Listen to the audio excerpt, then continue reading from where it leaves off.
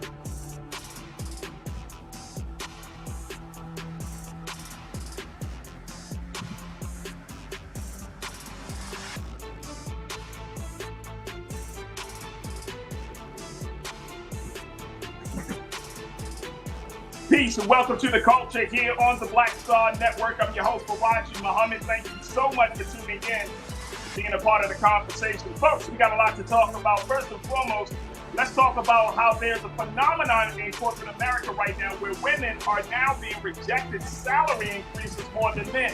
I'm going to share with you some of the latest numbers around the issue. Also, the federal prosecutor said that they will not pursue charges in the Shanquella Robinson case. What does the family do next? We'll have that conversation. Also, folks, can we at least talk about this new bill out of California that would create a special system called the Ebony Alert to alert people of missing Black women and children? We'll have that conversation. And Freaknik documentary is coming out soon. We don't know what the date is, but it's got a lot of people sweating. Don't talk to your parents about it. We're going to have that conversation up next. So stay with us. Got a lot to get to in today's edition of The Culture right here on the Black Star Network. Let's go.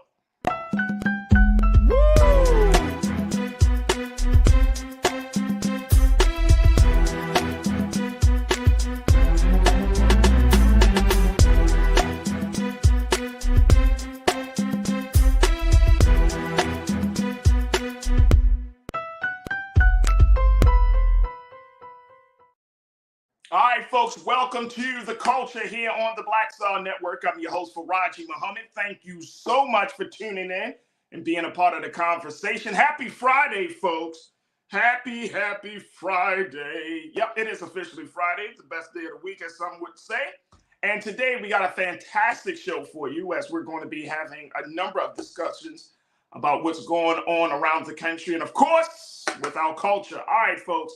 Let's start off with the first one, which is something that many people have been saying and talking about, yet has yet to really come into fruition. This is the issue of pay equity. And there are some new numbers that are showing, folks, that guess what? As much as we're seeing that women are getting more in professional positions, positions of management, positions of leadership, that women are still lagging behind when it comes to the bottom line. Cha-ching, the money, folks. Let me share with you this latest study coming out of the Pew Research study. And then we're going to be checking in with Zai Richardson, who is a business owner. She's been a woman who is fighting and advocating for these type of things. So let me just share with you first what Zai had to say on what Pew had to say on this. Take a look at this. This is based on a March analysis of a survey that was conducted by Pew that found that women who attempt to negotiate higher pay with prospective employers are more likely to be turned down than men. 38% of women said that after vying for a salary bump, they received only the employer's initial offer, compared to 31% of men who asked for more money. Now, this is according to a research associate at Pew, Ms. Carolina Aragio. She said, even though women have increased their presence in higher paying jobs traditionally dominated by men, such as professional and managerial positions, women as a whole continue to be overrepresented in lower paying occupations relative to their share of the workforce. She says in a report that this may contribute to gender differences in pay. Other factors that are difficult to measure, including gender discrimination, may also contribute to the ongoing wage discrepancy. Here's the numbers. Look at that, folks. It's a lag, big lag, folks. And the real problem, let me just share with you, we need to really have a bigger conversation about how do we balance out the playing field here? How does that happen? Especially in 2023, given the fact that women are still breaking the glass ceiling. And it's crazy that, 100 years after the women's suffrage movement and all of these things that are moving, the type of progress that women are making in this country, that this is still the case. Now, this is just for women in general. It didn't get into the demographics, but you can bet your bottom dollar, folks, that Black women are still, if this is the case right now for women in general, Black women are suffering even more so than that. All right, let me bring in my sister, Zai Richardson. Zai, thank you so much for checking in. Always good to talk to you, one of our new contributors here on The Culture. So I'm very, very excited to have you with us today. Zai, you run a business yourself. You are an entrepreneur. You've worked in the corporate space. You've worked in the government space. And for me, it's still shocking that we have to have a conversation about pay equity. We have to have a conversation about the pay discrepancy among genders. Is it shocking for you? Yes, it's incredibly shocking. And what I can tell you as a highly educated woman, supported and surrounded by other highly educated women, raising a young Black woman, it is demoralizing that in 2023, we are having a conversation about pay inequity for Black women and just women in general. And I love what you said, because it's so true, Farajii. For every single stat that exists around any particular topic, it's so incredibly important to take that stat through an equity lens, because in generally speaking, that stat is disproportionately negatively impacted when you take it and you do an equity lens around marginalized population, particularly Black women. So what I can tell you, it's likely that can be the pay discrepancy or the gap that's happening when Black women are least likely to advocate for themselves. So for me, what this really speaks to is, what is the value that we ascribe to ourselves, and what is the value that we ascribe that other people ascribe to us? And I think as a woman who has worked in so many different sectors, what I can tell you is that for Black women, it takes a concerted effort. It takes an intentional effort just to get the courage to see your value and to ask for others to recognize it and be compensated adequately for your expertise. Wow. And the reason why I can speak to that is because I know what that feels like, particularly when you're in environments when you are one of few, or even when you're in environments where you think you would feel more safe. What you find is that Black women will sometimes go through a barometer or a checklist to say, am I skilled enough to even ask? So to get the courage to even ask for a raise generally takes several months, even to build up your competency and to even say, this is what I'm earning, this is what I'm entitled to based off of research. I can almost guarantee that most Black women in highly skilled endeavors, or even I would go to say that most Black women in general are going through a lengthy, what we do our own research, and we'll come to the table with this field and this and this salary, and this is what I've been able to find, because I think we've been taught in this culture, particularly white supremacy culture, around this idea of perfectionism. And so we hold ourselves to the standard that almost is impossible.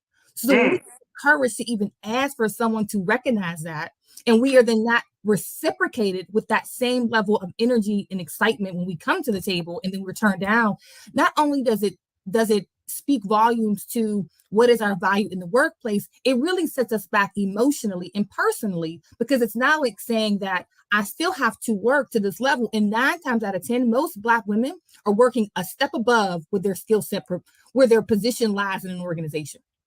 Yeah, I mean, I couldn't agree more with you, Zai. I couldn't agree more with you. And here's the thing about that.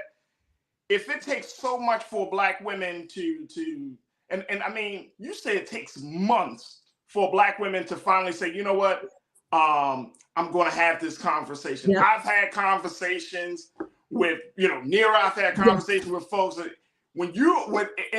and I think it's mind blowing that it has to require all of that. Yes. Just to show your worth. You got to bring data to the table. Yep. You got to bring your own work achievements to the table. Yep. You got to bring, you got to do like this whole damn PowerPoint for a few extra pennies. Yep. Yep. It's not like you're going to the table and say, look, I'm making 55. Can you boost me up to 65? Right. You're going to I'm making 55. Can you boost me up to 60? Yeah. Or 57? And it's like, so my question is on this piece is that do men need to be involved in this? I mean, because a lot of times this effort has always been, of course, been spearheaded by women. You have certain women that just say, you know what, I'm going to just drive through all of these industries and all of these roadblocks and red tape.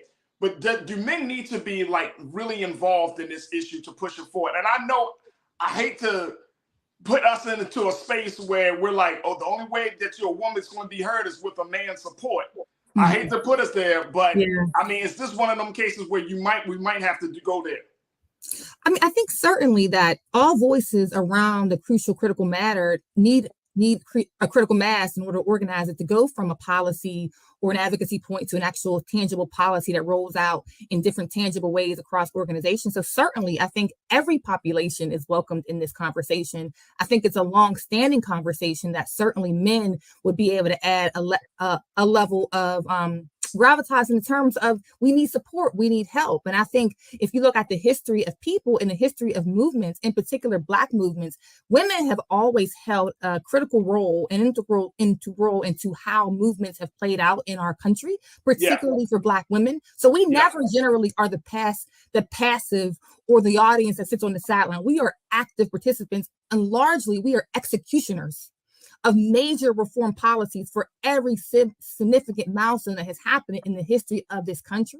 So I would go as far to say is certainly men are welcome. And I just think a large policy that has to be discussed around this pay equity issue is that, just like you mentioned in terms of the gap of asking for a salary, we also have to understand that generally Black women are starting off at a lower salary because Black women are earning about 63 cents for every dollar comparatively to white non-Hispanic men. That's also lower than a white woman.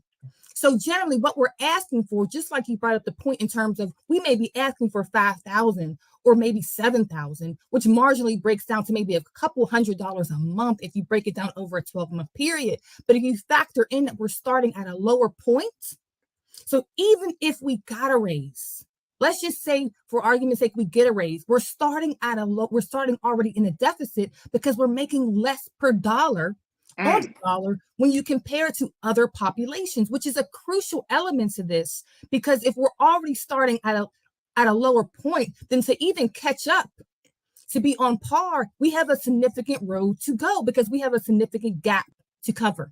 Absolutely. You know, we're going to talk about that. We're going to take a quick pause. Nation of Gamma Nation, you said I would love to see the breakdown per job field, the IT field especially. Bro, I can tell you right now, if you're looking for that breakdown in the IT field, we know women definitely are not making the same amount as men. And we know for sure, without even looking at the data, Black women are certainly not bringing in that much money, especially in certain fields like that. But that's a great point. Great point.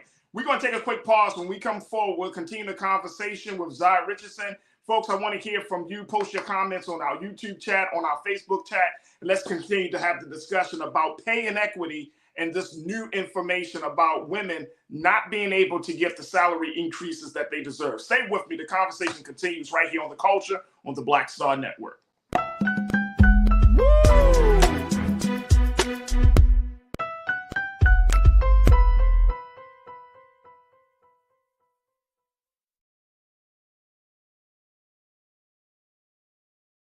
Black Star Network is here. Oh, no punch! I'm real revolutionary right now. Thank you for being the voice of Black America. All momentum we have now, we have to keep this going. The video looks phenomenal. See, there's a difference between Black Star Network and Black-owned media and something like CNN. You can't be Black-owned media and be scared. It's time to be smart. Bring your eyeballs home. You dig? When you talk about blackness and what happens in Black culture, we're about covering these things that matter to us, speaking to our issues and concerns. This is a genuine people-powered movement. There's a lot of stuff that we're not getting. You get it, and you spread the word. We wish to plead our own cause. Too long have others spoken for us. We cannot tell our own story if we can't pay for it. This is about covering us. Invest in Black-owned media. Your dollars matter. We don't have to keep asking them to cover our stuff. So please support us in what we do, folks.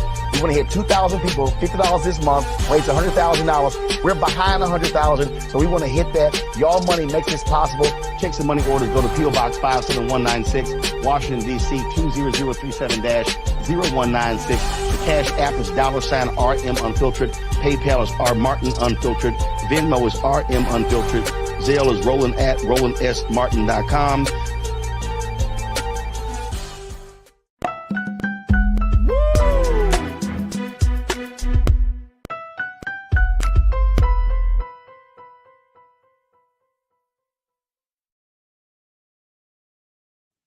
All right, folks, welcome back to the show. We have been talking about pay inequity, how a new Pew Research study shows that women has been rejected on a higher rate than men for simple requests to increase their salary. Here's the breakdown. This is the chart coming out of Pew Research, and it's mind-blowing. We're still talking about this in 2023. I've been checking in with our new contributor, Zai Richardson, who has been giving us her insight on this whole process. As she is an entrepreneur working in various spaces. And so we've really been appreciating that. Let me just go to a couple of the comments, from our online culture crew, because I think they're bringing up some excellent points here as we have this discussion. First, Conscious Thought, I love the part that you made. You said employers are expediting towards automation and artificial intelligence, so they are much less inclined to offer or approve increases in pay. Sad but true. What's your take on it, Zai? With the advancement of technology, and especially AI, but more importantly, automation and everything. Do you think this really? And I think Conscious Thought is bringing up a valid point. Do you think that this is going to cause even more of a problem for women, especially Black women in the workforce? I think possibly, but one thing about Black women, we work and we are highly skilled. Y'all work harder than robots? I don't know. I mean, I feel like we may not work harder than robots, right? Because we don't have the intelligence that's like artificially created with a bunch of background. But I think it can certainly be somewhere that people have been concerned about that. I think that I guess I don't get too concerned about it because Black women are so exceptionally skilled. And I think for any type of artificial intelligence, I think it's certainly something we should be aware of. I think it's something we should follow. As a business owner myself and someone who writes all the time, I think the fact that you can put in a prompt and it can spit out some information that possibly can be used, and schools are now creating chat GPT detectors. I think it's an industry that we should be mindful of, to be aware of what its possibilities are. But just like anything else, I'm not afraid of it. And I don't think we should approach it with an intentionality about fear or scarcity in the sense that we are going to lose something as a result of it. And I think that because skill and skill and human intelligence can never be recreated in a computer. And I think the ability in a human touch of compassion, of experience, and of lived experience can never be duplicated in a machine. And I think what Black women have, what women have more than any other species across this planet, is our ability to have lived experience that we gain as mothers, as wives, as sisters, that can never be artificially duplicated. So for me, I just approach it in a way that it's another area to be mindful of, to study, and to be curious about, but not to be afraid of. Right. That's a great point. Zai, that's a great point. I'm gonna have to do this for you, Zai, because that was a great point. Like this? Not to say that you're not smart enough. I'm just saying like that. I never thought of that. You know what I mean? That's an excellent point. All right, my guy Truth is Power checked in.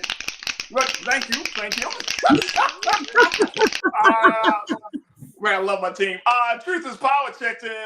She wanted me to ask you if you're affiliated to the American Association of University Women that help with gender equality and research and education. He says that he sees them in North Carolina a lot. Are you affiliated with that group? Just out of curiosity. I am not affiliated with that group, but I would be certainly open to learning about that group. That's awesome. There you go, Truth is Power, my brother. Janae said that part. We start off making less, but why? Or is it just systematic that they make more with less experience or younger? Because how else are they affording these new homes? Can I just say, I don't know how. I don't know either. I don't know, Janae. I have no idea. But here's the thing, though. If this is the case right now for a grown woman, an adult woman, right, in her either 30s, 40s, 50s, what's the future going to look like for the young Black woman coming out of college, coming out of HBCU or PWI that's looking to get into the business world? You have a daughter; she's in college. What do you foresee being the future in the next 5 to 10 years down there for her? Oh, I mean, even in spite of all of this information that is difficult, and yes, as a Black woman, it's demoralizing. But what I can say is, in terms of what's happening in trend, Black women have a future. And my daughter, I feel very encouraged by her when I watch her and when I see her advocate for herself, when I see her be relentless in what she wants. There is a ownership in the individuality in young women that is unmatched and should be celebrated. Yeah.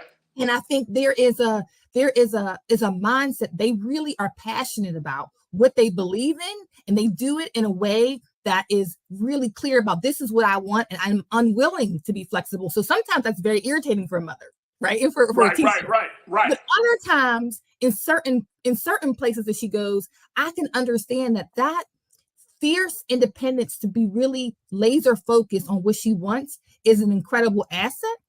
So, and I think it's something that, as our generation, I think we're moving out of that. And I think our generation will be the last generation to really have this, I need someone else to approve my idea before I move forward.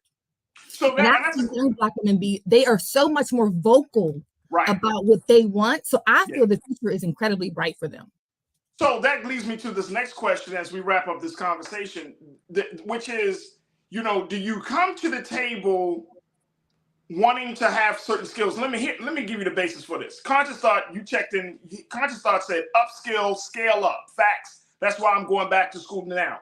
And it made me think that should women put themselves, and I'm saying particularly Black women, put yourselves in a position where you're like, okay, I'm gonna come to the table with an overabundance of skills where I essentially justify my worth financially, right? Mm-hmm. Versus, hey, I'm gonna come to the table with just enough skills and then allow the company or the institution that I work for see what I got and then let them shape me to be in that point. Or just like the next generation, it's like, hey, these are my skills. you either love me or leave me alone. Yeah. So I've seen women go into like those 3 different spaces a lot in the workplace. What was your recommendation be?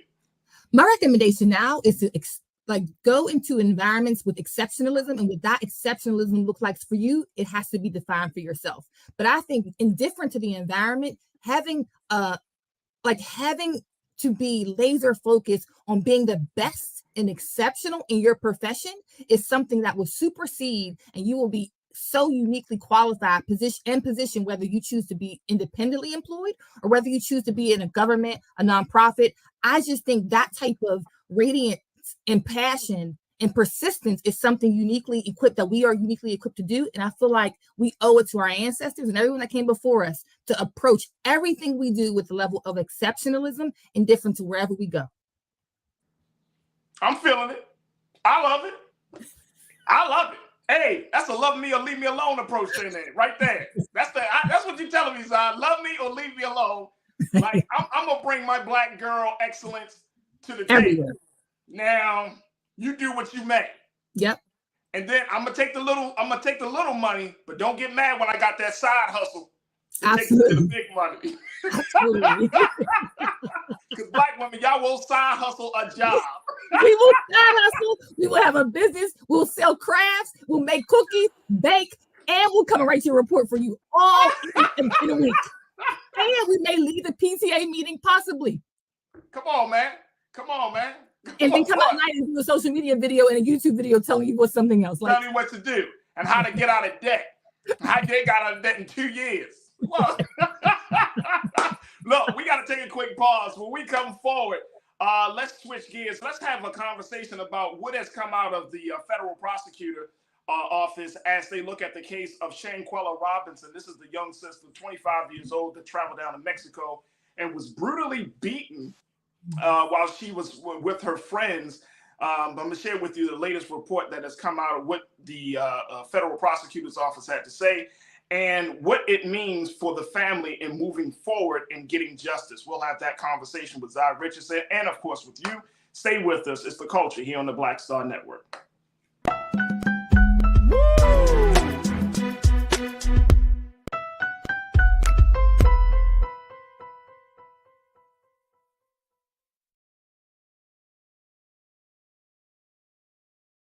Hatred on the streets, a horrific scene, a white nationalist rally that descended into deadly violence.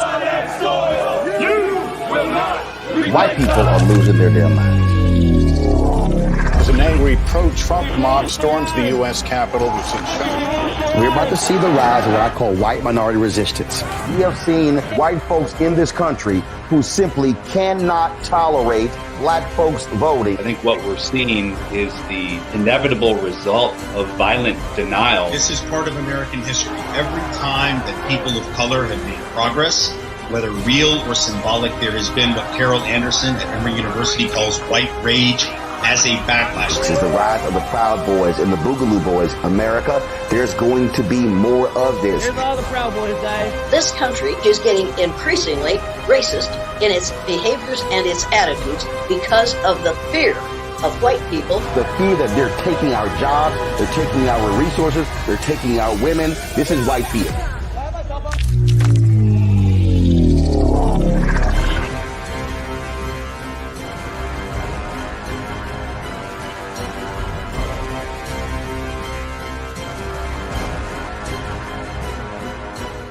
Black Star Network is here. Oh, no punch! I'm real revolutionary right now. Thank you for being the voice of Black America. All momentum we have now, we have to keep this going. The video looks phenomenal. See, there's a difference between Black Star Network and black-owned media and something like CNN. You can't be black-owned media and be scared. It's time to be smart. Bring your eyeballs home. You dig?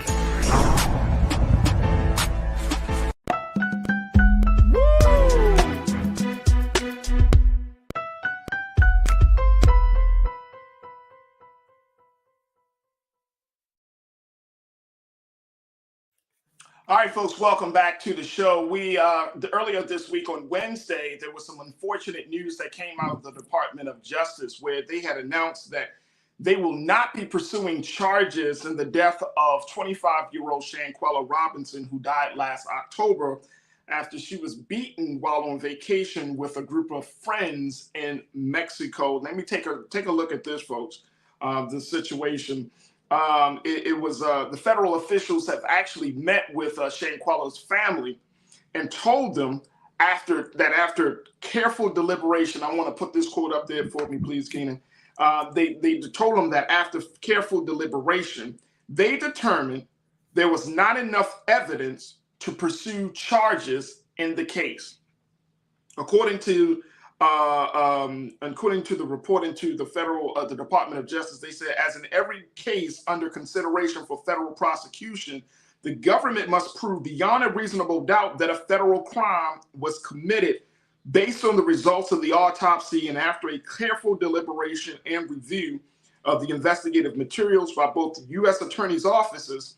Federal prosecutors informed Ms. Robinson's family today that the available evidence does not support a federal prosecution. I want to bring my sister Zai back. There's the sister Shanquella Robinson. Of course, you know, here on Black Star Network, Brother Roland has been talking about this case and keeping us up to date on what's happening with this case. But this is just another blow in the Robinsons' attempt to find justice and hold people responsible for the death of their loved one and of their sister and daughter, Shanquella Robinson. Let me bring my sister Zai Richardson back of Zai Media Group. Zai, this has been an unfortunate case. First and foremost, this case, when I first heard about the death of Shanquella, it seemed like there was just so much mystery around how she died. And there still is. There are a lot of unanswered questions. Initially, it was thought of that she died from alcohol poisoning. And then the video came out, which went viral, and it showed that she had been in a brutal fight. And then they did an autopsy down in Mexico. The autopsy showed that she had suffered like a broken neck. And then they did another autopsy here in the States, and it wasn't determined. And so this is like shrouded in a lot of clouds and mystery about this. And now to get this knock against Shanquella and her family, for no federal prosecution to happen, I'm wondering, where does the family go next? You know, it's such a difficult time for that family, and you know, it's so frustrating. And just like you described, right? So there's all this information that we have, and so you have a young woman who is on vacation with friends, who went to the vacation, text her mother, is at dinner. And that's the last time her mother speaks to this young woman. And now we're having a conversation about how does this young woman go from a dinner with her mother, talk and texting her mother, to no longer alive. And we have a video, which was all throughout the internet, where she's being beaten. And it's visibly her. Her parents confirm it's her. She's with friends. She's not alone. We all have to have this gruesome video. So yet again, we have a gruesome video where a parent has to be re-traumatized to see their daughter visibly beaten on camera, and to have the world see your daughter's last moments in a horrific way. So then we have a video. And then, so there's evidence there. Then we go from a video to know that, okay, so then she's involved in an assault. See, it's an autopsy in Mexico that confirms that she has spinal injuries. And we have that. So we have the autopsy from Mexico that confirms that she has spinal injuries. We have a video, and yet and still, we're at a point where there's still not enough evidence to pursue charges. So the question is, what is enough? That's the big question, because you worked with a prosecutor. You worked with the state prosecutor here in Maryland. You know, what? And I understand the government's view. They're saying we need to have pretty much rock solid evidence. But what does the prosecutor's office look at? And again, they said beyond a reasonable doubt. But you have, like you said, you have this video. Mm-hmm. You know that the acquaintances, because we can't call them friends and crew, y'all say they were travel companions, they weren't friends. Right. You're absolutely right. So you have these acquaintances, you have somebody videotaping, obviously someone was videotaping this violent interaction. Right. So, exactly. So in a case like this, it's hard for me to say. It's like, what does the prosecutor need? Do they need what? Because is it about the autopsy report, or is it about the persons that are in the video that's responsible for at least the beating? Like, you mean to tell me no one is going to be held accountable Like the government saying, okay, yeah, the autopsy in Mexico shows a broken neck, a spinal injury. Right. But we did our autopsy and it's inconclusive. Right. But this young woman didn't die magically or mysteriously. No, and that's the other thing. She did not die magically. Right. Something happened to her. Something happened to her. I always think it's interesting that when I hear about somebody like they break their neck, unless they hung themselves, unless they got into a terrible accident, right? It's so hard for you to do that on your own. Right. Right. And it makes me think of Sandra Bland, who goes into a situation alive. She comes out, never comes out, and then she dies, and then there's this overwhelming evidence that points to something happened that was not a fault of her own, and it becomes inconclusive enough to have charges brought against it. In the prosecutor's office, the prosecutor has tons of discretion around what is permissible and what can be arguable in court. So the idea that they have this notion that there has to be no reasonable doubt is arguable depending on the evidence that you are willing to pursue and the evidence that points to the case that you want to create. So we have witnesses. Not only do we have witnesses, it's not a secret. It's not, the video would never have been publicized had someone not taken it. So there's not a question of you having to, this is not a stop snitching, we can't find anyone to talk. We have digital evidence that a video was taken, it was circulated, it was on someone's phone, there was an audience, there was an aggressor, she was attacked, she's on the ground, she has a travel passport, they had travel plans, her routine, she's posting on social media, so her footprints are digitally marked along with, I would guess, those who are with her. So there's so many pieces of information that can be tabulated and analyzed to create a timeline. Prosecutors create timelines just like detectives. So the timeline of when this video first was observed, when it was first created, and then what happened from the time of the video to her death. And that's the big question. That is the question. That's the big question. All right, let me go to some of the crew before we take our next pause. Willie, you checked in and said justice. This is my guy, Willie Frazier. Good to talk to you, Willie. You said justice will come with karma. Those names are out there and nothing will go right for those responsible. Okay, I agree. I think we all kind of have this hope that when we hear very horrific and tragic stories like this, that something that the justice will inevitably, and justice will, I have no doubt that justice will prevail. We may not see it. We may not be privy to the type of suffering that these folks go through, those who are really responsible, but justice will certainly prevail. But it doesn't necessarily bring some peace of mind to the family who want to see that happen publicly. Right. Publicly. I don't know what kind of stress and strain is going through your head, but publicly, we want to see you pay for taking the life of this sister unjustifiably. Norma, you checked in. Norma Hamilton, thank you so much, Willie. Good to talk to you. Norma, you checked in and said, let's admit it, she was the wrong color. All of those acquaintances were like pretty black. There wasn't like a group of black folks. Yes. And see, this is the part about it. Norma, that's the thing.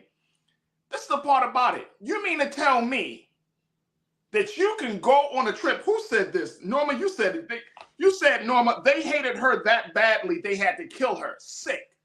Like, what type of individual are you to take somebody's life on a trip like this and then to come home and act like nothing happened?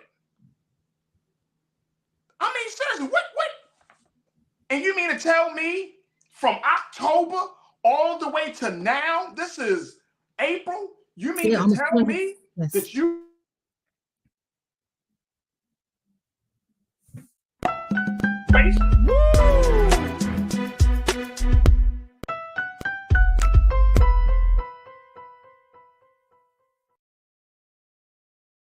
When you talk about blackness and what happens in black culture, we're about covering these things that matter to us, speaking to our issues and concerns. This is a genuine people-powered movement. There's a lot of stuff that we're not getting. You get it, and you spread the word. We wish to plead our own cause. Too long have others spoken for us. We cannot tell our own story if we can't pay for it. This is about covering us. Invest in black-owned media. Your dollars matter. We don't have to keep asking them to cover our stuff. So please support us in what we do, folks. We want to hit 2,000 people, $50 this month, raise $100,000. We're behind 100,000, so we want to hit that. Y'all money makes this possible. Checks and money orders go to P.O. Box 57196, Washington, D.C. 20037-0196. The Cash App is $RM Unfiltered. PayPal is R Martin Unfiltered. Venmo is RM Unfiltered. Zelle is roland@rolandsmartin.com. Pull up a chair. Take your seat. The Black Tape with me, Dr. Greg Carr, here on the Black Star Network. Every week, we'll take a deeper dive into the world we're living in. Join the conversation only on the Black Star Network. We feel the hidden impacts of climate change that land harder in Black, Brown, and Native communities. Not many people talk about it because they clearly don't know our lives. But with President Biden's landmark infrastructure and climate plans, our issues are finally seen. Removing lead pipes means we know our water is safe. Cutting carbon pollution helps our kids breathe easier. 1.5 million new jobs means stable work in communities. The impact we need. Right now.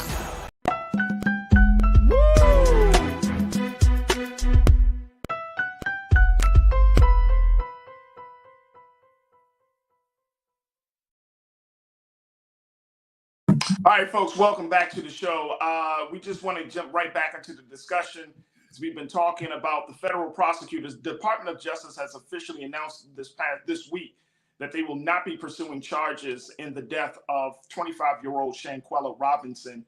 We've been checking in with Zai Richardson, founder of Zai Media Group, and she's also had her experience working in the state prosecutor's office for the state of Maryland, giving us her insight and her expertise on what is happening. Where do the family go next for this whole situation? But the point that I was making, Zai, is that, you know, all of this time, nobody is saying anything. You're supposed to be quote unquote friends. And I mean, going back to what Willie said, justice is going to come. I truly believe that. Yeah. But I want to see it. I want to see it. Somebody needs to pay for this, because there are so many Black women who could be the next Shanquella, unfortunately. And I hate to put this out there, and I don't like to put no negative energy out there, but there's so many Black women that travel by themselves, and they travel with groups of people. And I think this is a cautionary tale about who you're traveling with, where you're going, you know, the types of folks that you're around. It's so sad on so many different levels. It's just, like my crew said, heartbreaking. And you're absolutely right. It does raise a lot of concerns about your own personal safety. What is our personal safety? When, like you said, there are a lot of young women, especially young women who are traveling in groups. And there's a lot of new groups, new friend groups that pop up where people aren't necessarily friends. They are more of associates. They sort of get together based off of a common theme around we all want to go X place, we all want to go here, and you end up traveling together. So you bring up such a good point. It raises so many questions about personal safety, about friendships, associations, because what people are you traveling with that would allow such a heinous act to happen to you, and then almost absolve themselves of any responsibility in what has happened, and absolve themselves to have no responsibility in bearing what happened to your family, and knowing that they are the last people to be with you and to be seen with you. And it's not a secret. Again, this is no secret. There's a digital footprint where everyone has been complicit and participated actively in this assault and this murder of this young, beautiful woman. So I think it does raise, just like you said, Farajii, so many questions about personal safety for women in particular, when this is so prevalent, especially with young women. When I think about my daughter, when I think about other children and my nieces who travel, especially they just got out of college or they're getting out of high school. And there's a big thing, especially international travel. It's huge right now. Huge. And how they're traveling, where they're staying, Airbnbs or vacation homes. Is it safe? Is it not safe? And so you raise a lot of good points. And so for this family, it's like, so now again, we have to organize collectively to say we have to have a rally. I understand they're having a rally, and they have, they have their attorneys, and they go through the same exercise. And unfortunately, it's now become like a blueprint of what to do. who to go to, what lawyers to advocate for you. The federal Department of Justice has not put out a statement. And what's at the heart of it all is that there's a discrepancy in terms of autopsy report. The Mexican autopsy report says one thing, and then the DOJ's report says another. So if it's inconclusive, the layman obvious question is, why can't a third autopsy report be convened? And you know what? That may be the direction that the family needs to go in, Zach. Yeah. That may be the direction. And I know that's the other part about that is, of course, you've worked in the legal system. That costs money. It does. Right? So the family would have to put up some money or do whatever they do, raise money, however they can get some money to help in that process, right? And trying to find the answers. And I think you're absolutely right. I think a third autopsy would be required. If the States is one thing and Mexico saying something else, you're just going to have to get another autopsy to show. But then the process starts all over again. Mm-hmm. You know what I mean? And I think that's the part about this whole thing is you mentioned it earlier, the re-traumatizing that comes along with, okay, what really happened, seeing the footage, getting the investigators, all of these things play a huge role. Johnny Davis, you checked in and said the Most High is in charge of justice and we don't get to tell him what to do. But the evidence is clear as to what happened. These people acting as though the parents weren't in on it. That's crazy. Yeah, that is crazy. I don't think I heard. I don't know if you heard that theory, Zod, that all the parents kind of knew. Who would? What? That is crazy. And Johnny, I'm glad you brought that up, bro, because that is absolutely insane. But you're right. Again, it's not about the justice. I truly believe justice will be served, but I do want to hold people accountable. I think that is so important. This was a case that went from no one was really talking about it to everybody was talking about it. Yes. And because it got so many layers to it and so many different facets to it, we should see some public display of justice. Absolutely. Just for the family's sake, if nothing else. I want to know personally, how do these acquaintances get into a space to do this? Like, yes, we should see them. We should embarrass the hell out of them. We should humiliate them. And their family should feel ashamed that they're involved in something like that. I mean, and that's the other part. So you mean to tell me, I think it was like 5 or 6 people that went on a trip with Shanquella. So 5 or 6 families who probably knew, oh, you went, ain't that your girl? Right. Shanquella? Didn't you go to Mexico? Yeah, what happened? So 5 or 6 families stayed quiet? Mm-hmm. You mean to tell me out of all of those people that went, 5 and 6 different families stayed quiet? Right. Nobody is saying, hey, look, my cousin may know something. Right. Come on, man. And see, we talk about other stuff outside of the community, outside of us. But the reality is we hold this secrecy so bad. And I hate this culture, because it's killing us. We don't hold killers and those responsible for our death. We don't hold them accountable in our neighborhoods enough. I'm sorry. We do not do that. We want to hold. Don't call on no so-and-so. Don't call the police on so-and-so. Why not? I mean, I get it. Trust and believe me, folks. I definitely get it. But what are we supposed to do? You sitting next to somebody that may be responsible for the murder of someone in a very brutal fashion. Do you supposed to just hang? I mean, what are you supposed to do with that? Right. Yeah. No, and you raised such a good point because again, she was not there alone. And I think for me, it goes to, okay, so the autopsy came back inconclusive from the Department of Justice, but is there an opportunity for charges of assault? Is there confirmation that this young woman in the video is her, or if it's not her, tell us it's not her? So I understand a prosecutor's office generally is not able to release public information around an investigation, and I understand the ethical obligations of that and why that's important. But there has to be, other than a statement, I do feel there's a moral obligation that the federal government owes to the family, and it owes to the nation at large, and for everyone that has to watch this video and have to see this play out and have to go to this rally. They owe us as taxpayers, there has to be a responsibility to communicate beyond what's permissible, but give us something so that we can understand legitimately how you come to a conclusion that then it makes us think, if that's not her, then tell us it's not her. Give us some level of finality around what happened.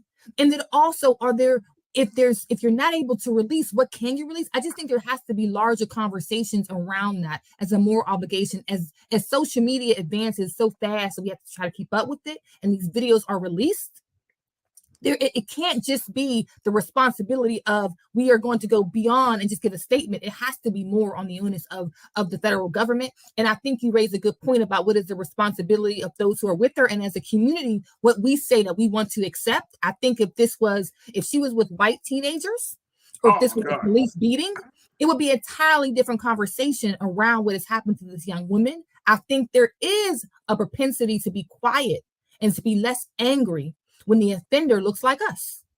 That is true. Zod, I'm telling you, you know it and I know it. You worked in law enforcement, legal spaces, you know it. I'm sure that when your office, when you were working, was sitting down and trying to get basic information about something that's just blatantly wrong, can't get a word out of people. Right. Can't get a word out of people. Janae, you said you mean snitch. Yeah, see, is it snitching? Is it really snitching, which has a negative connotation to it, right? It means like you're turning your back, you're betraying someone that is close to you or a friend or something. But is that really snitching when you know that the person that you call your friend, your family member, really did do something wrong? Is that snitching? You know what I mean? Like, we're from Baltimore, Zai, so we had the whole stop snitching culture, right? Yes. And remember when that whole thing kicked off, it was like, oh, stop snitching, stop snitching. But it's like, bro, you are an impediment. You are an impediment to the family. You are a problem to the community. Is that considered snitching? If you are a problem, either we're going to let the local authorities deal with you, or we got to deal with you. But you're a problem. Yeah. And I think back in the day, or in terms of how we self-governed as a community, I think years ago there was a sense of obligation and responsibility to one another. So you necessarily may not have even involved the local authorities, possibly, but there was a willingness to cooperate more I would say collaboratively around your community and with police when necessary. I think right now, individuality has caused us to be so splintered. There is no accountability, self-accountability, community accountability, family accountability. So even before someone is attacked, or even when we know, we are literally sometimes not sharing it even with our closest friends, right, and our closest family, just because there's no longer a sense of obligation outside of our individual self. And I think that's the crux of what you're mentioning, why that has been it's been a problem for several years, and it's now worsened. And I think this incident that we're discussing with this young, beautiful woman only has exacerbated and brings attention to that issue around, when do we choose to be vocal about harm that we have caused ourselves? Karen, you bring up this point. When traveling with a group, please be sure your family has the names, the photos, and contact information of everyone traveling with you. This is not right. Yes, that's an excellent point, Karen. Excellent. So I see now that there's a conversation. McCole, you also added to it. You said, I agree, Karen. It is wise to let a few people know when you are traveling. It is a safety issue. This is for men and for women. So we're talking about letting people know what the situation is. I wonder how many people, Zai, will actually take on, because I think that's a great idea. I wonder how many people will actually do that. And how can we incorporate that into our culture, the current culture of how we're moving, you know what I'm saying? Or how we're traveling. Like there needs to be, and I mean, it don't have to be a PSA, but there should be some cultural messages that put out there like, yo, if you're traveling alone, if you're traveling with a group of friends, let somebody know. Because now that may start to create an air of distrust, like you don't trust the people around you, right? And some people may say, okay, that's all good, we understand. And then some other folks may just be like, yo, that's messed up, you don't trust me. I don't know. Yeah. But I think that it's important that you do let people know. And it's just that, unfortunately, that's the time we're living in right now, Zai. Yeah. But you know what's interesting to me, though, is I would bet that this young woman posted and tagged everyone who was with her in the post. I would guarantee that a simple, and I'm sure that authorities have already done that, Right. because people do post and because we have a tendency to tag everyone with us in vacation in that post, generally speaking, publicly, we share rapidly about our vacations. That's true. That's true. That's true. This for me, and I get what the government is saying, and I don't know, and this is, we're going to have to wrap up. I know that the government the federal prosecutor's office is saying, look, we don't have enough evidence beyond a reasonable doubt. But this seems more like a case that we as the community and we as the culture has to really kind of like bog down on. You know what I mean? This is an example of how the culture can possibly fail us and how the community can fail us. That's what this case means to me. It's one thing, okay, we know how the government feel about Black women, but I think this is more of an indictment against the Black culture, Black community, because we, as much as we want to believe, we don't always take care of each other. We don't. You're absolutely right. We don't take care of each other. We don't take care of Black women as much as we want the police, the government, business to take care of Black women. We don't take care of Black women. So I think it's a great indictment on us, not on anyone else. And we got to look at ourselves. If our culture is that we can do this to Black women, we can do this against each other, then it's also an indictment of the fact that, you know what, we need to do more to take care of Black women, the health and safety of Black women. So we will have to see how, hopefully the family will move on for the third autopsy. They said they're not going to be deterred from this setback, but may God be with them, and we will certainly keep folks posted. Zai, thank you so much for your time this afternoon. Truly, truly appreciate you, sis. Keep up the great work, and God willing, we'll reconnect very soon with you. Thank you. Thank you for having me, Farajii. Absolutely. Always, always. All right, folks, we got to take a quick pause. When we come forward, let's talk about what's coming out of California with the Ebony Alert on how they're trying to establish a system that will help track down missing Black women and children. Stay with us. We'll have that conversation up with Nir Muhammad. And of course, with you, stay with me. It's The Culture here on the Black Star Network.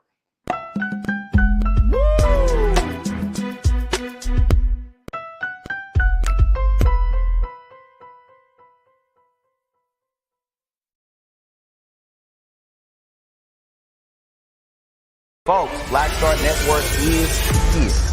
Oh, no punches! I'm real revolutionary right now. Support this man, Black Media. He makes sure that our stories are told. Thank you for being the voice of Black America, Roland. I love y'all. All momentum we have now, we have to keep this going. The video looks phenomenal. See, there's a difference between Black Star Network and Black-owned media and something like CNN. You can't be Black-owned media and be scared. It's time to be smart. Bring your eyeballs home. You dig? Pull up a chair. Take your seat. The Black Tape with me, Dr. Greg Carr, here on the Black Star Network. Every week, we'll take a deeper dive into the world we're living in. Join the conversation only on the Black Star Network. Hi, I'm Dr. Jackie Hood Martin, and I have a question for you. Ever feel as if your life is teetering and the weight and pressure of the world is consistently on your shoulders? Well, let me tell you, living a balanced life isn't easy. Join me each Tuesday on Black Star Network for A Balanced Life with Dr. Jackie.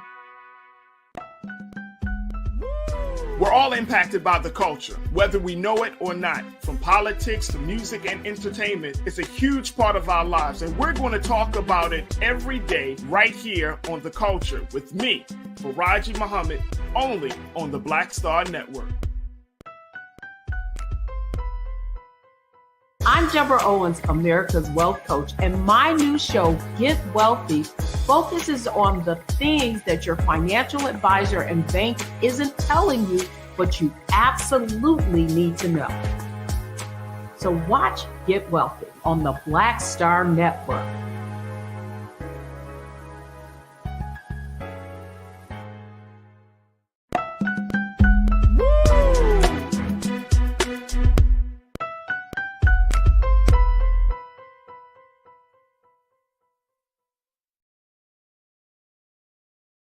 All right, folks, welcome back to The Culture here on the Black Star Network. I truly, truly appreciate you for tuning in. Happy Friday. Hopefully you've been enjoying the conversation and, more importantly, have had a good week. And if you are just wrapping up your work day, I hope that you are prepared for the weekend as well. But today we wanted to continue the conversation, this time on a different level, as we talked about some of the unfortunate developments in the Shanquella Robinson case. There is some light at the end of the tunnel as we're talking about how do you make sure that the health and safety of Black women stays intact. So check this out. This is what's happening, and I would love to get your take on this, folks, as we have this conversation. But take a look at what's going on in the state of California, how they're looking to change the conversation about making sure that Black women and Black children are staying safe, because there's evidence to show that thousands of Black youth and women go missing across the United States, and people aren't talking about it. And this is happening at a very disproportionate rate. And more importantly, that when you're talking about when these children or when Black women go missing, they don't get the same level of notoriety as some of the cases involving white women, white children. So out of California, State Senator Stephen Bradford is looking to change that. He has put a new bill proposed in California. Take a look at this. Here's what a little bit about what's going on in this bill.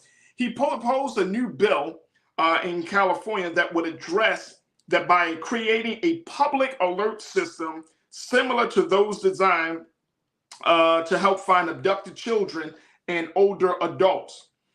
Senate Bill 673 was introduced last week, and it would create what they call the Ebony Alert, like that, system for missing Black children and young women. Now, when activated, the proposed system, similar to the Amber or Silver Alerts, would inform people of missing Black children and young women. Ebony Alert. Take a look at that, folks. So, we all know what the Amber Alert is. They give you the information. They let you know this is the child that's missing. This is the last time they were seen. This was maybe the last person they were seen with. This is the vehicle that the child was missing or was taken in. So that type of information. But can you imagine? And I hope that here in California, they move forward on passing this bill, State Bill Senate Bill 673, because this would possibly change some of this. As much as we all have known cases where Black women goes missing and we don't hear about it, this could be a huge, huge part of making the livelihood and the safety of Black women a top priority. Now, here's the other piece on this, and I want to share this with you. Then, crew, I want to hear what you got to say on this. So, again, State Senator Stephen Bradford brought this bill into the conversation, saying that the new alert system would ensure that resources and attention are given to bringing home missing Black women and children, eliminating implicit racial bias in cases involving missing persons of color. Senator Bradford said, when someone who is missing is incorrectly listed as a runaway, they basically vanish a second time. They vanish from the police detective's workload. They vanish from the headlines. In many ways, no one even knows they are missing. Wow. So here's the thing. And we got Nira, and that's going to be joining us in a moment. But here's the thing very quickly, folks, and then we'll jump to Nira.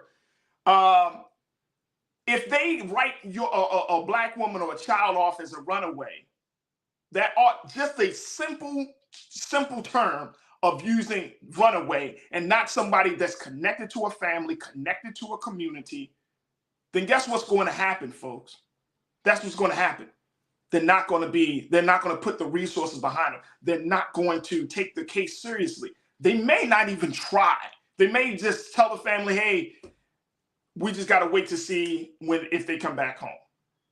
All right, let me check in with Nira Muhammad, host of Queen Talks with Nira podcast. Also, she's a writer. She's in school to be an aspiring director. She's been talking about these issues. Of course, we, talking about the health and well-being of women and children. Nira, good to talk to you. How you feeling?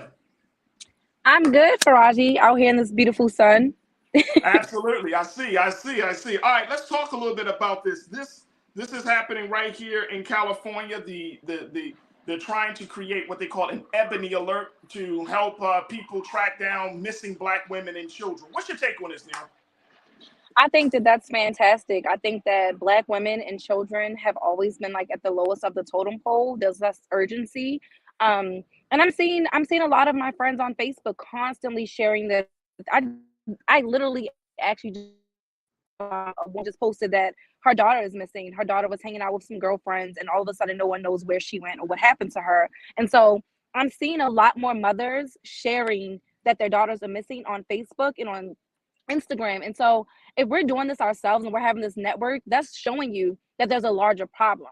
You know what I mean? Like that there's not an urgency when our girls or when our children go missing. We're having to use social media as a method to try to find our children versus having something like an Amber Alert. I mean, not to be, use race as a thing, but the moment that a white child is missing, our phones are all going off for an Amber Alert. We don't really see that. And we got to use race. I mean, that's the purpose of this, right? Like race is is the fundamental part of that. And I think that's the part about what the senator is saying is like, we don't talk about missing Black women. We don't talk about missing children, missing Black children. Absolutely. So I think it's the truth. No doubt. And don't get me wrong. I think it's a very beautiful thing to see Black people creating that network within ourselves, within each other. But I definitely would love to see a larger movement. Just to have that come to our phones, to have us all being on alert, no matter where we are. We need to know this young woman or this young boy was seen at this corner, at this. If you see this particular van or this license plate, we should be made aware of these things as well. Absolutely. And I think that's the part about this whole thing there. It's like we and I'm going back to what we were just talking about in a previous conversation. We do have to change the culture within our community. Absolutely. Where a person, a vulnerable member of the community, whether it's a senior citizen, whether it's a child, whether it's a Black woman, that the community makes an effort to make individuals feel safe. Absolutely. We should feel safe within our communities, but we have to be also like realistic about the time and the world that we live in. And so just having those safety networks is very, very important because again, like you said, we're not getting those national alerts. And so we have to make sure that we are policing in some ways our own communities and making sure that we're getting back to being that village that we used to be. I think that's a big part of the Black community that's missing that we used to have before. Nowadays, we're so segregated within our own communities. And I think we have to get back to being a community and like defining what community even is. Right. Absolutely. Karen, you checked in and you, of course, Karen, you live in LA. You said this is excellent. Senator Bradford is the same brother who worked on the Bruce's Beach return to the family. That's the family. That's the Black family that owned that massive land, Bruce's Beach here in California. He writes excellent legislation. I am optimistic that Senate Bill 673 will pass. Karen, I hope so too. I really hope so because this could be a game changer. I'm not saying it's the end all be all, dear, but it's a game changer in the sense that, if we could have a discussion about Black women, the safety and well-being of Black women in a different way, at least in one state, in California, of course, one of the largest states in the country, if California is able to get this across, what's stopping other states from having a conversation? What's stopping Texas or hell, smaller states, Rhode Island, Connecticut? You know what I'm saying? Like, there needs to be something. I mean, at the end of the day, there's nothing stopping those other states. I will say that I feel very blessed to live in a state where, we have such liberal views and that so many different changes are being made to help people of all different backgrounds, of all different colors, of all different, whatever you are, you know what I mean? There are certain protections. And I think that California is doing a beautiful job leading the country and showing that, you know, we can protect our LGBTQIA community better. We can protect our Black and our vulnerable communities better. We do need to do more work for the unhoused community. I mean, I think there's so much that can be looked at from California and modeled into other states, but also I think let's make it successful here, and then we can start to pilot those things that we do here into other places. Like, that's what I'm hoping to see. Right.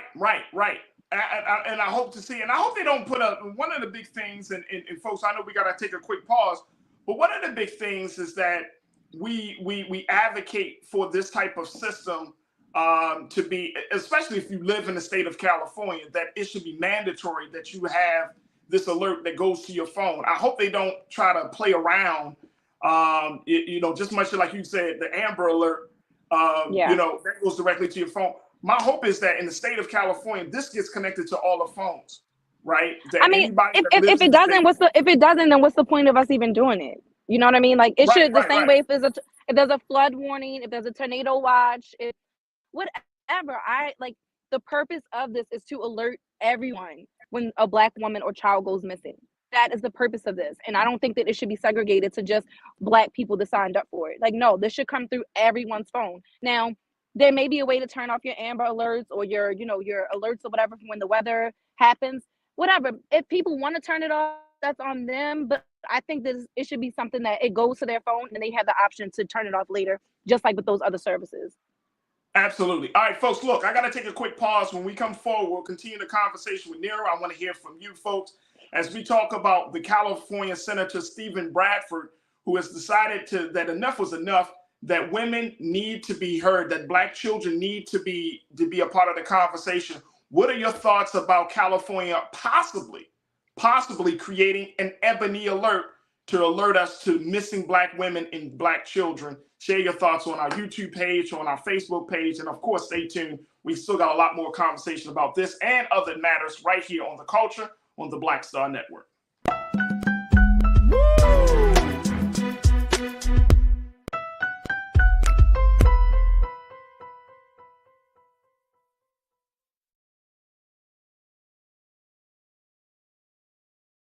Black Star Network is here. Oh, no punch! I'm real revolutionary right now. Thank you for being the voice of Black America. All momentum we have now, we have to keep this going. The video looks phenomenal. See, this difference between Black Star Network and Black-owned media and something like CNN. You can't be Black-owned media and be scared. It's time to be smart. Bring your eyeballs home. You dig?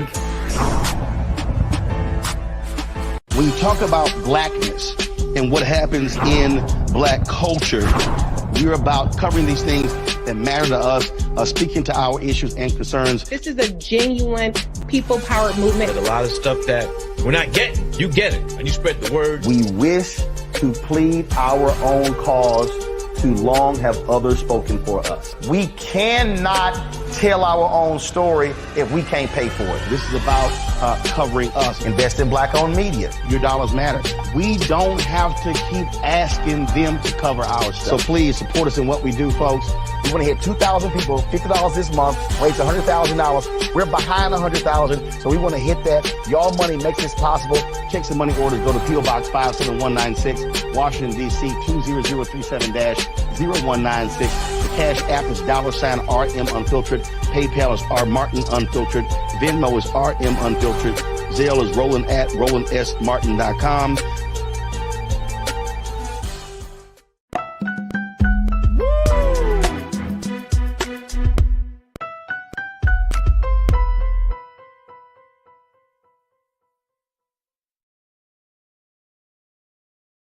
All right, folks, welcome back to the show. We've been talking about what's happening out of the state of California. As one California state senator is looking to change the conversation about the safety and well-being of Black men, Black women, and Black children.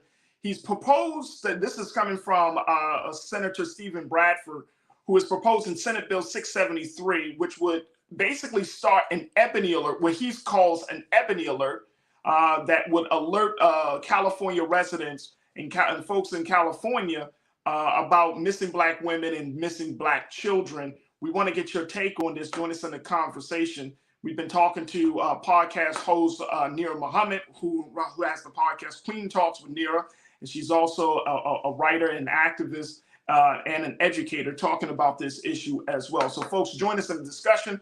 We would love to hear from you, and to the crew, keep posting your comments because I'm enjoying what I'm reading so far.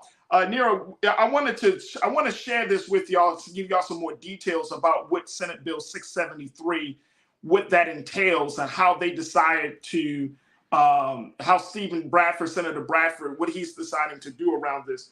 First and foremost, Keena, let's post this, the third quote up on the screen for me, bro.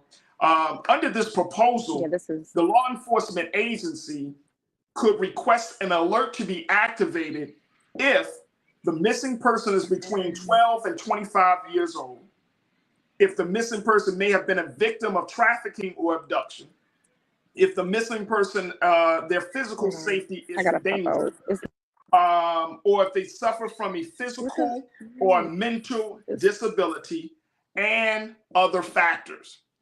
So you're talking about at least 4 to 5 different criteria that determines whether an ebony alert will be issued.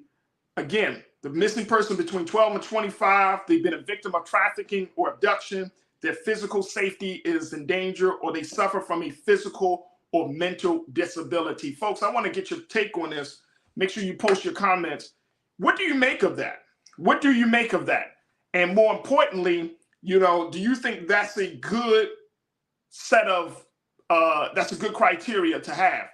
And I want to go back to you, and we're going to check in with Nira in a moment. But folks, I want to get your take on this as we are talking about the creation of an Amber Alert. All right, let me just go to a couple of folks that y'all already said something. McCall, my sister, you checked in and said, look, I am here for the Amber Alert, the Ebony Alert, excuse me. I am here for the Ebony Alert. Missing Black people do not receive adequate media coverage. Absolutely. Absolutely. I am here for that as well. So anything to get our story out there, anything to show our value, to affirm our life, I am totally, totally with you, McCole. So I'm here for the Ebony Alert. Baked Beanie Siegel, you checked in, and McCole, thank you, sis. Baked Beanie Siegel, you checked in and said, don't allow white people to use that term ebony. Come on, Baked Beanie Siegel. Come on. What are we doing? What are we talking about? What are we talking about? What you talking about? Ebony means black. What's wrong? What's wrong? Let's not get caught up in semantics, folks. Let's not get caught up. We know what that means. Ebony Alert. We know what that means. We can have the Shanquella Alert. I don't care. You know what I'm saying? But if it's about Black people, what you want to say? What you want? You want to come up with a different term, bro? You want to say Black people alert? Nubian alert? Huh? What are we talking about? Is it offensive that somebody called it an ebony alert? I mean, y'all tell me, is that offensive? Because the last time I checked, we actually have a whole magazine called Ebony. Okay. All right. I just want to throw that out there, that Baked Beanie Siegel, if you thought that may be offensive, then what's up with that magazine that we all love, that we all grew up on, that we all hold high as being part of the Black media landscape called Ebony? Should they change that to Black People magazine? Come on. Let's not get into semantics, man. Let's not do that. You said that's a sexual term when used by certain people. I'm not thinking about that. When I hear ebony, I'm thinking black. I'm not thinking about sex. I'm thinking black. But maybe I can't speak to how some people think, bro. I can't speak to that. But ebony is like, hey, you know that's black. Again, we have a magazine that's called Ebony. You know what I'm saying? That celebrates our blackness. So I think that's important for us to keep in mind. Johnny, you checked in and said it has to be well thought out because I am sure the term Ebony Alert vigilantism will be tagged as an excuse for law enforcement continuation. Inadequacy. I'm not sure what you mean. How does that work? What do you mean by that? I'm not sure. Brother Johnny, I'd love to hear what your take is and making that a little clearer for me about your thoughts on on that. But you saying that it will open the door for vigilantism? I definitely need more insight on that. Allison, Kinsey, you checked in and said the California Ebony Alert is a start. I expect a possible domino effect where it can become a federal law. Facts. That's what I'm looking for. That's what I'm looking for. Look, folks, I don't want us to get into a space, and Allison, I appreciate you and I agree with you that it should be in a possible federal law. I don't want us to get into a space where we start chipping away at an effort that comes out of something good. I mean, a good place. The place is we don't have enough conversation. When Black women and Black children go missing, they go missing. They don't, that's not a part, unless it's put on social media, unless, you know, the family of these missing loved ones begs and pleads and with local media to get it on their newsreel, and then has to be pushed, and where they got to beg and plead for it to be a part of the national conversation. What are we doing? Let's not get in the habit of shooting down something that is inherently could be really game changing. So that's the thing. Yeah, that's the thing. Let's not get into that. And I know it's so easy for us to jump into that space and say, well, this is, this is not enough. Look, I'm at this place in my life, folks, and some of y'all may be with me here as well. I'm at this place in my life. If it's good for the culture, right? Whether it's a small step or whether it's a big step, if it's good for the culture, right? If it comes out of a place of wanting us to make some strides and some gains to humanize Black folks, I'm with it. I'm with it. I'm not going to get in a space and start talking bad about a situation, because guess what? If it doesn't happen, then guess what we're going to do? We're going to be like, oh my God, they should have an alert for Black people. But because we kind of we kind of muddy the waters a little bit already, Black folks don't want to be behind it. Let's stop doing that, folks. Let's stop doing this. The fact is, our stories aren't told when our children, when our women are gone missing. We don't have enough discussion. Look how long it took to get the story of a Shanquella Robinson out there, or many other stories. Look how long it's taken. No, we playing. No, we playing. William Latham, you said, I like it, but it might be better if we control it and own it to ensure that it's effective. It's a government situation, though. Who's going to control it? What do you mean, bro? Who is going to control it? If it comes from the law enforcement agency, and I just shared with you what some of the parameters would be for them to activate an Ebony Alert, it would have to meet those guidelines. Then it comes from the law enforcement agency. You're saying if we own it and to ensure that it's effective, who better to put out an alert other than the law enforcement agencies? Because we don't have the capacity as a community, as a people right now to do that. Okay. So I want us to, as we have this conversation, we got to take a quick pause. I don't want us to get into a space where we're tearing down every little effort to make us to change the quality of our lives and make things better. Can y'all work with me on that? Because if we start just eating away at the foundation, why are we doing it like this? Nobody's done it. When do we have a conversation about having a statewide? This is only statewide. This is not even national. We can work out the kinks on a national level. But if you got one of the largest states in the country that's looking to propose and looking to implement an alert system like this, it's a huge start. That means that it could go to Texas. It could go to Maryland. It could go to Florida. It could go to other places. That's a win for us all in the community, folks. That's a win. So I'm fully behind State Senator Bradford's efforts to create an Ebony Alert. We have to know, and we have to make it known that the livelihood, the safety, and the well-being of our children and our women is important. Just as much it is for white women and white children, for us to get those alerts, we need to get those alerts. And I'm glad that it's happening at least in one of the largest states in the country. All right, folks, I got to take a quick pause. When we come forward, let's change the conversation. Y'all been talking about Freaknik on social media. Y'all been talking about folks are sweating, and y'all want to know who actually showed up to that gathering of folks from back in the 90s. Now that there's talk about a Hulu documentary about the infamous gatherings of Black folk, now folks are going crazy. We'll have that conversation. So stay with us. It's The Culture here on the Black Star Network.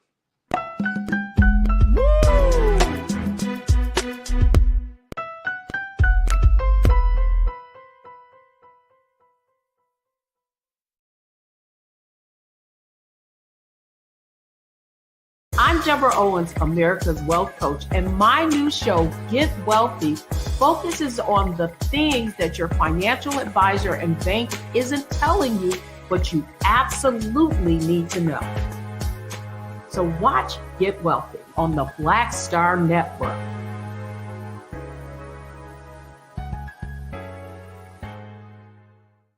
Black Star Network is here. Oh, no punch! I'm real revolutionary right now. Thank you for being the voice of Black America. All momentum we have now, we have to keep this going. The video looks phenomenal. See, there's a difference between Black Star Network and Black-owned media and something like CNN. You can't be Black-owned media and be scared. It's time to be smart. Bring your eyeballs home. You dig?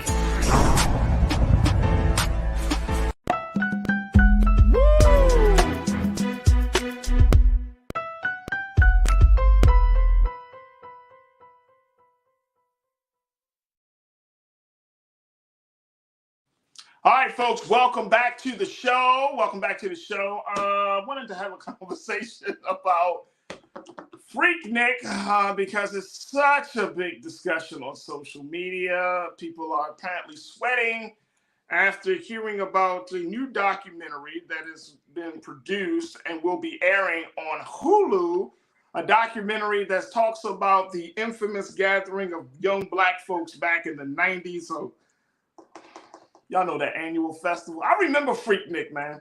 And it was major. The documentary is called Freaknik, The Wildest Party Never Told, and it will chronicle the rise and fall of a small Atlanta HBCU picnic that exploded into an influential street party and spotlighted ATL as a major cultural stage.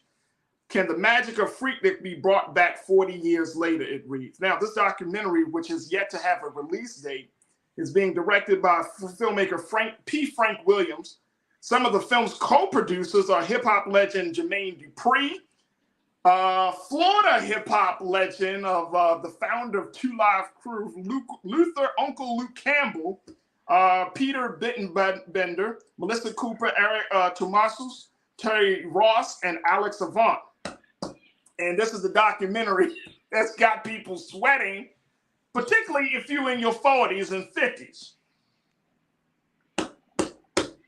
You might be seeing yourself on a Freaknik documentary coming to you soon. All right, we got Nero back. Hey, Farajii, sorry about that. Hey. All right, so let's talk about this. This is such like a big thing on social media. People are like, yo, Freaknik documentary. And it's like now everybody's got jokes, and then I put it in. We got it in this thing. Don't tell your parents, because your parents be like, they give you that look, be like, Mom, Dad, what happened with Freaknik? I mean, my mother doesn't act like that, so I don't have that problem. No, your mother doesn't. My mother's like, girl, hey, look. There's Mom, y'all. She would be like, Freaknik. Bring out the popcorn and the marshmallows. We're about to have story time. I can tell you some stories. What a time to be alive. I'm gonna say that. What a time to be alive. Why do you think this talk about how documentary... lit the 90s were so lit. I'm sorry. So lit. Well, all right. But the question is, why do you think this documentary got people on edge? Well, because everybody wants to pretend like they're like don't have this past, and it's like, oh no. I think it's really just jokes. I think it's just all fun. Like I've been seeing comedians, make the videos about finding their mom Freaknik tape, and their mom like, hey, don't you dare talk about that. Like, it's like, that's forbidden. We don't talk about it. I think this is all love and all fun. But I'm excited. I actually want to see the documentary. I love a good documentary, and it was a time to be alive. I don't think you should be ashamed of having fun in your 20s. Like, it is what it is. Like, I can't wait for it. I hope I see my mom on there. Look, it'd be nice to see my mom. I'd be like, oh, hey mom, that's mom. Hey, you'd be like, hey mom, that's you twerking. Damn, mom. Again, their mom would be like, I can show you a few things or two. Okay. Let me go to the crew, because y'all checking in on this about Freaknik. Tiana, you said Freaknik was over 30 years ago. Half of them people don't even look the same. Nope.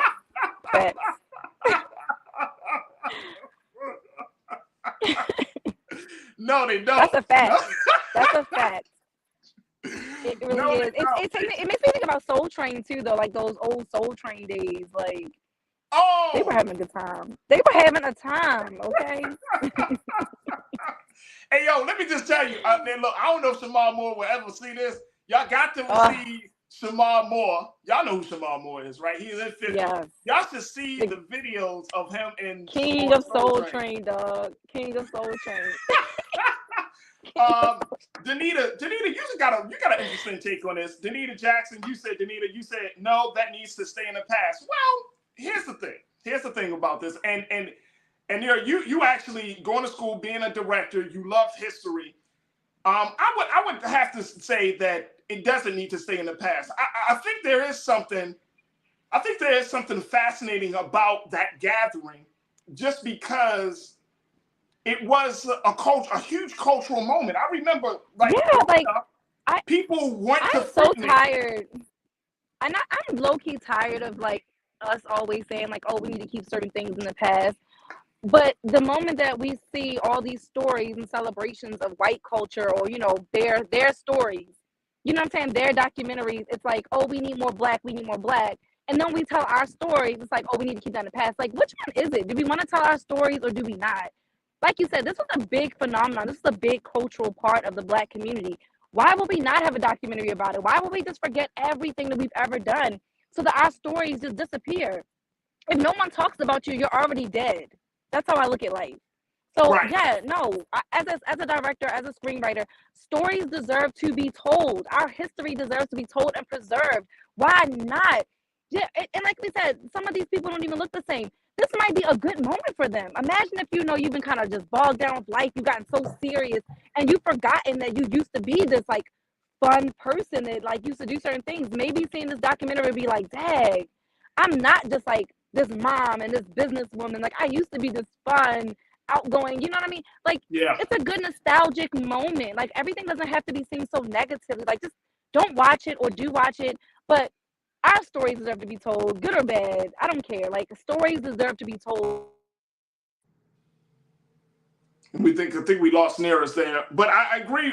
You know what? I agree with Nero on this one, folks. That it is important that we tell our stories. Here's the other part about it, and to Nero's point, that it opens up this conversation about showing the depths of us, especially our parents, right? Here's the thing about it. It could also bring people together.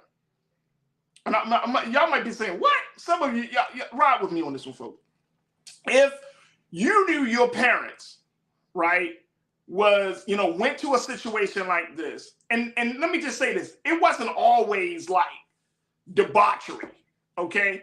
It started off small and it just exploded into something else. But if you knew that your parents took part in stuff like this, or if you knew that, you took part in stuff like this, it could be a way for you to have conversations with younger people in your family about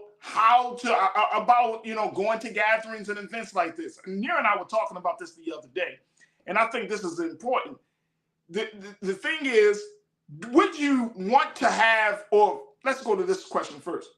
what cultural gathering can we really say that really brought us out the way Freaknik brought us out? What cultural gathering do we have today that's reminiscent or similar to that? And put your thoughts in the chats, because I would love to know. Is there any cultural gathering, in that gathering of young Black folks, that we saw at the height of Freaknik? Is that something that we're still seeing today? Is that something that we need to see today?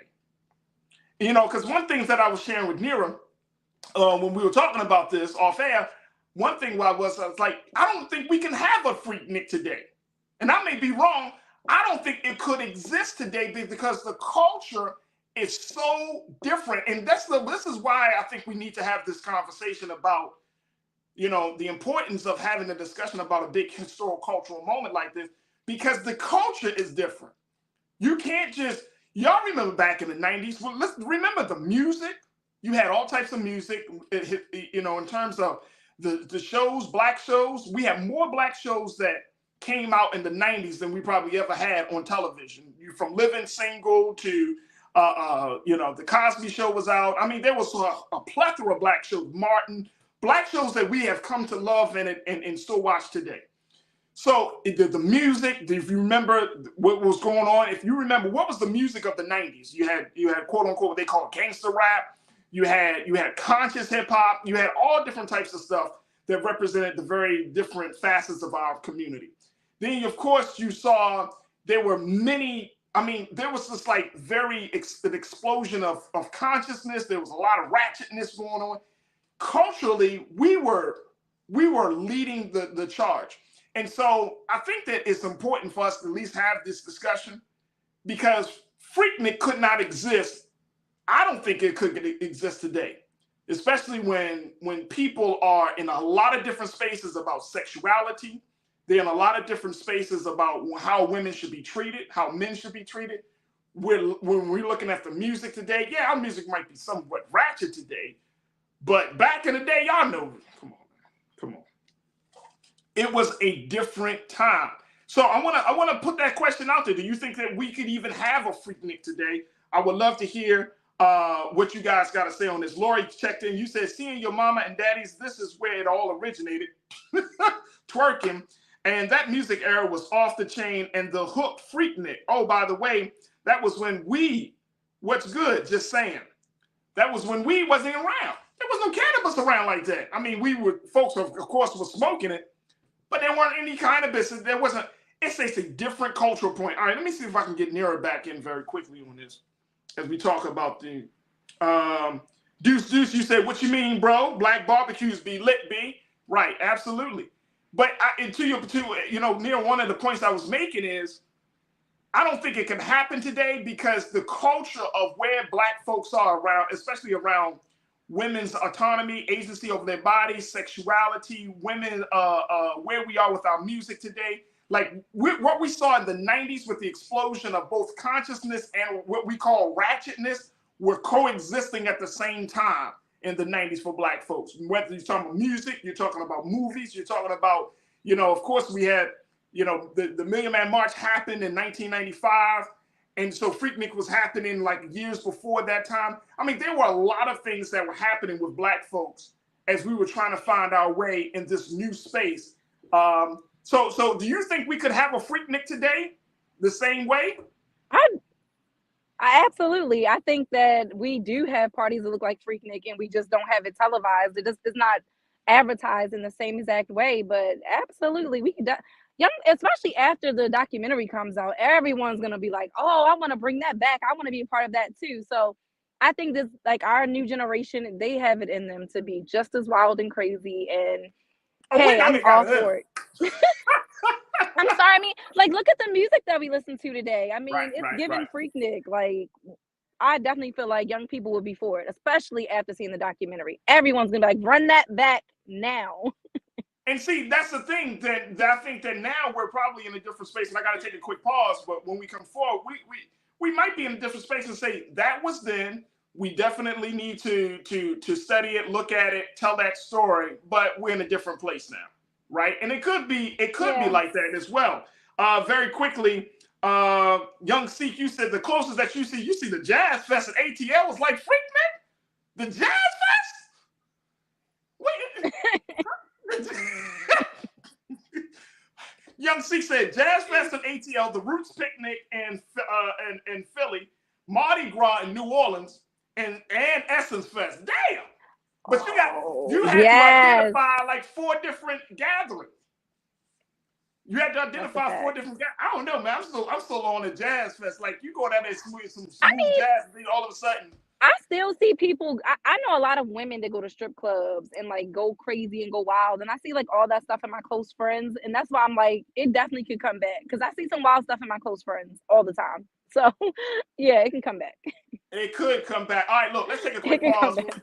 When we come forward, we'll continue the conversation, and maybe I can get to a couple of things for Trends Post and Doing the Most. Stay with us. It's The Culture here on the Black Star Network.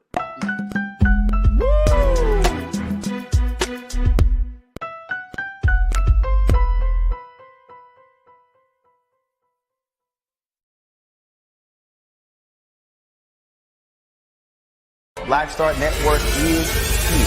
Oh, no punch! I'm real revolutionary right now. Thank you for being the voice of Black America. All momentum we have now, we have to keep this going. The video looks phenomenal. See, there's a difference between Black Star Network and black-owned media and something like CNN. You can't be black-owned media and be scared. It's time to be smart. Bring your eyeballs home. You dig?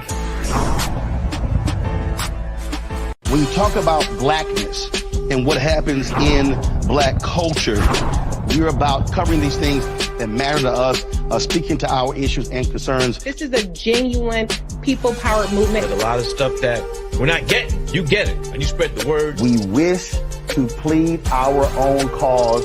Too long have others spoken for us. We cannot tell our own story if we can't pay for it. This is about covering us. Invest in black-owned media. Your dollars matter.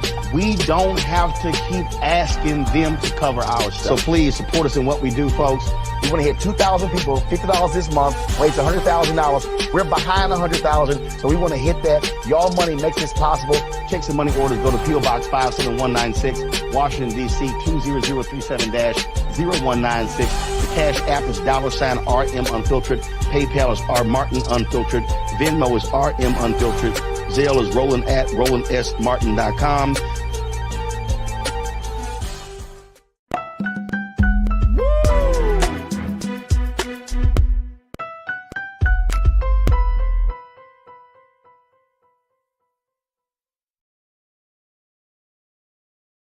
All right, folks, welcome back to the show. We've been talking about Freaknik, the documentary, the Wildest Party Never Told, the documentary that's gotten social media just going crazy.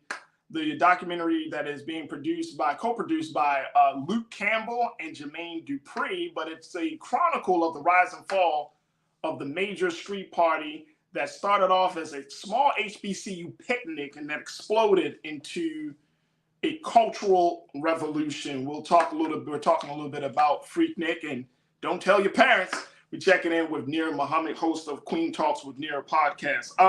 Folks have been checking in on this. Folks have been schooling me, dear, about the Jazz Fest. Apparently, Jazz Fest ain't just for the jazz aficionado anymore. They said, Young C said that's because we haven't been to Jazz Fest. No jazz festivals are exclusively jazz anymore. Usually an R&B headliner. It's a whole party. Okay. All right, Young Seek, I'm glad thank you for schooling me, sir. Thank you for schooling me. Understand. T. Hines, I think this is absolutely hilarious. T. Hines said, put a thumbs up if you attended Freaknik. Nobody posted a thumb yet.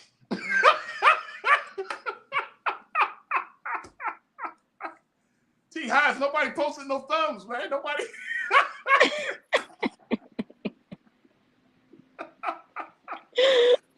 T. Hines like, hey, it's like that scene, like, hey.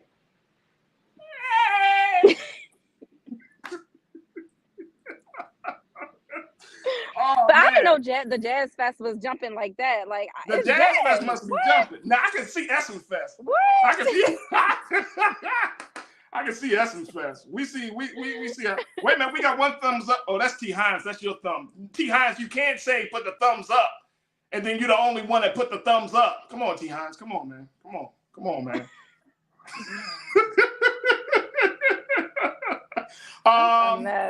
Let me tell you, look, folks are saying, Karen, you said, Karen Connor, you said that it's hard to do a Freaknik now with the Me Too movement, with the way that Me Too movement and Janelle, and you said the same thing. You got Me Too movement, you got new laws in these big cities and small cities, especially like these beach towns and college towns. You can't do circling the block. Like none of that existed back in the 90s.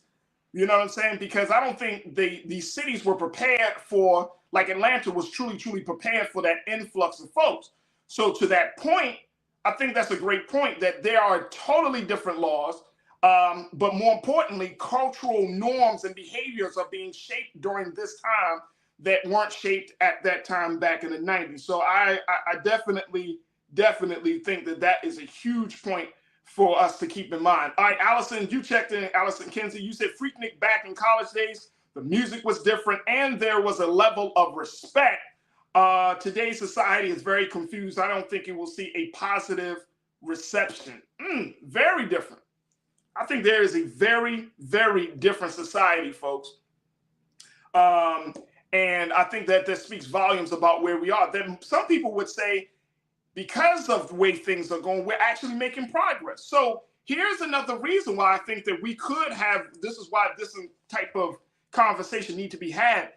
If we look at where we were as a people, as Black folks, as a community, as Black men and as Black women, and then we compare to where we are now, can we say that there was some growth, there was some progress, there was some positive change happening? See, we're looking at from just 40 years ago, how we relate to each other in the community. Some growth and some positive change. That could be, and this is, again, we can't run away from our past. Our past, just like our collective past, has ugly elements and elements that we're not too proud of, just like our personal past may have those same elements. But we shouldn't run away from our past. We have to embrace all elements of our story, our personal and collective stories. And so this is why I'm excited to see it, because there can't be any real growth. There can't be any change if we want to act as if they'll, keep the skeletons in the closet. I may be wrong on this, crew. I might be totally wrong. But look, you got to teach your children the full history. Now, how much detail you want to disclose, that's a different conversation. But you got to let your children know, especially if you got teenagers, you got college students that, college age students that are your children, have the conversation. Have the conversation. Willie, you said we can't even hang in the parks in Orlando anymore. Meanwhile, there's a 3-day drug binge in the Citrus Bowl, and they let that go. Again, times have changed. Times have truly changed. And I think that speaks volumes about where we are. But it's going to be very, very interesting, to say the least, how this whole situation plays out. Of course, we're going to have more conversation about it. I'm expected to talk to an attorney once it gets closer to when they're going to release that date. We'll be having an attorney that's going to be coming on to the show to talk about, there were, outside of all of the other stuff, there were some unjustified arrests of young Black people that happened during that time period. Major cases that really changed the laws. And these might be cases that you never heard of, folks. So that might be I'm looking forward to that conversation, because this attorney said he was around, prosecuting some of these cases, defending folks in these cases. So, a lot of stuff has come out of it. It's not just about the wild parties and all of that. There are some substantial things that have come out of those gatherings that has led us to the place today. So this is going to be very, very, very interesting. And I think for the sake of the culture, let's accept it, let's embrace it, but then let's have some very civilized and balanced conversation about it, all right?